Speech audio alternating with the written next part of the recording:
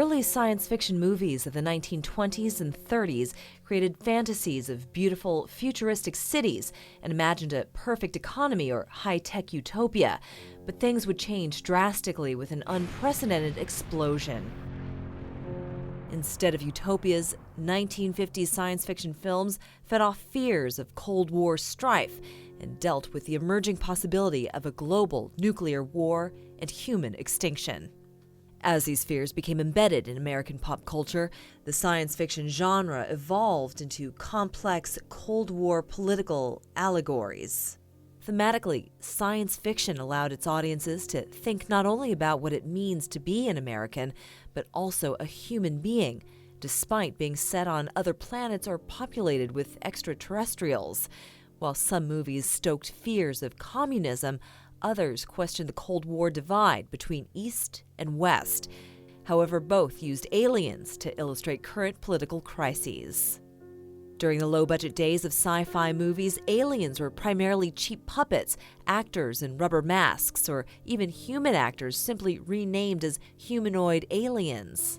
For example, in the classic 1951 sci-fi movie The Day the Earth Stood Still, the sophisticated aliens were either good-looking humanoids or glossy robots. In such films, the aliens' design often underscored the movie's themes, using the aliens' appearance to explore the creature's morality and intentions.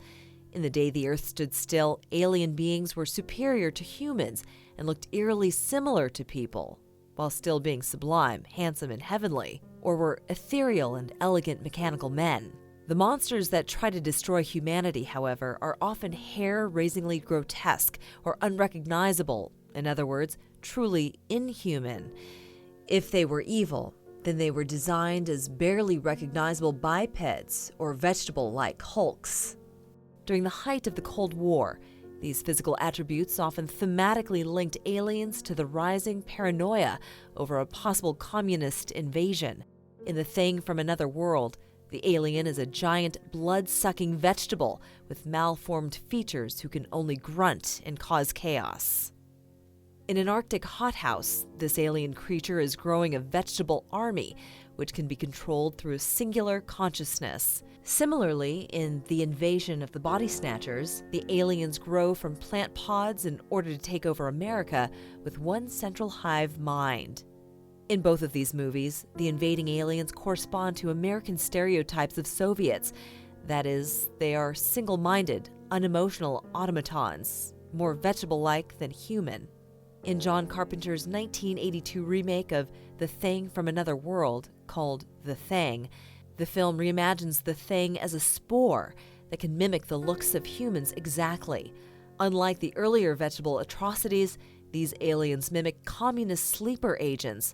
They look human, but can turn at any moment.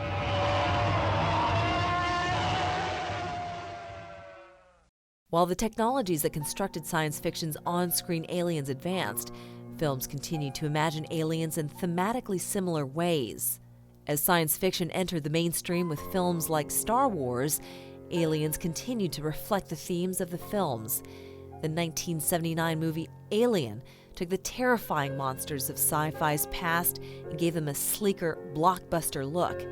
Creators Ridley Scott and Dan O'Bannon imagined alien Xenomorph as the universe's most perfect killing machine and found H.R. Geiger's dream designs to clearly evoke the monster from the script. The Xenomorph's design emphasized its unnerving appearance with an enormous, elongated head and sweeping tail. Designer H.R. Geiger created the creature with no visible eyes in order to limit its ability to express emotions and accentuate its cold look. Its ability to kill quickly, hide in the shadows, and strike without warning feeds into the audience's real fear and disgust. Morally good aliens, on the other hand, are the opposite of the Xenomorph. Aliens with human attributes are significantly more empathetic than their evil counterparts. Big eyes, chubby cheeks, round bodies activate people's mesocorticolimbic system, which floods them with endorphins when they see cute babies. E.T., the extraterrestrial, combined some of those emotional elements with a shriveled body to make the title character, and Steven Spielberg used sympathetic pictures of the malnourished people from the Great Depression as partial inspiration for the creature. While the earliest shots of the extraterrestrial are creepy and inspire unease, the audience is continuously introduced to E.T.'s more human, cuter side. E.T.'s enormous eyes and innocent expressions help to make him appear more childlike.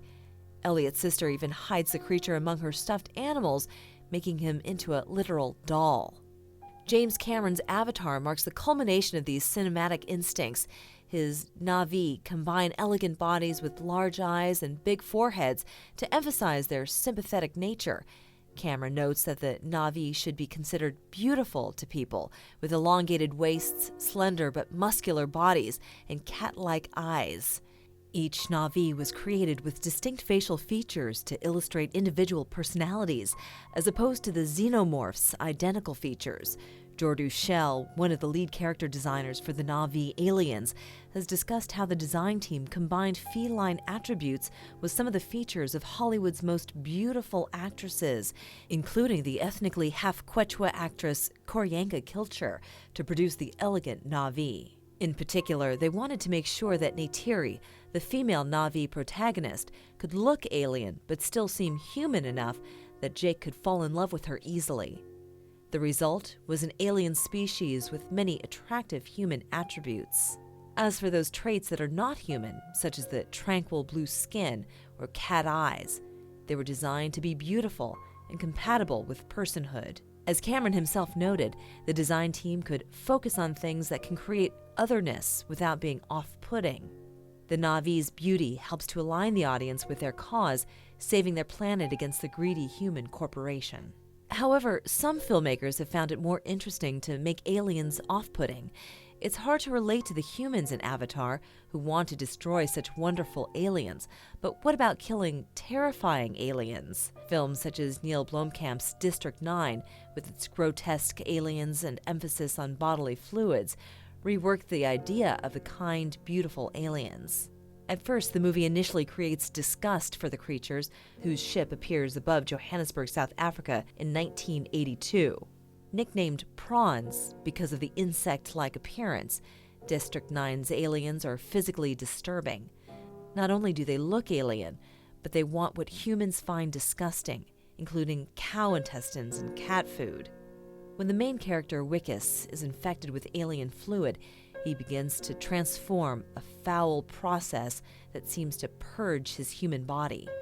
Yet, even as Wickus becomes more physically repulsive to the audience, he becomes far more sympathetic as a character. The early Wickus is uncaring, obsequious bureaucrat that becomes enraged if challenged. As he transforms, Wickus begins to understand how humans are monsters, torturing, killing, and dissecting the aliens.